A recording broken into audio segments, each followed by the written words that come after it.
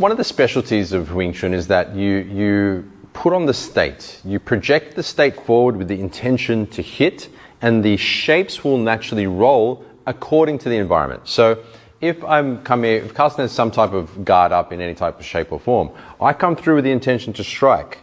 If my state is good enough, I should be able to strike straight through. So, bang, hit right through the guard, right? But let's just say they're too strong or too powerful and the state isn't good enough, then this should roll according to the environment. So that rolled into a bongsa style shape, this rolled into a tansa, and then you keep going. So it's kind of like a ball that rolls downhill and adjusts according to the environment. So it's less a techniques-based approach where I think, okay, as Carlson has got up, I'm going to go 1, 2, 3, 4. It's more of a hit fucker and let the shapes roll how they need to.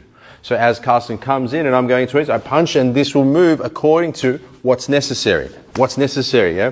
However the body should move. So the shapes and the ball roll down the hill in the most natural way possible. Kind of like the be like water concept.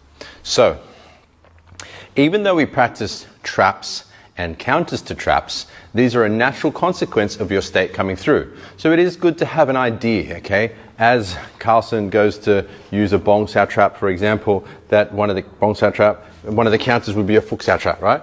That's an example, right? And you can practice that.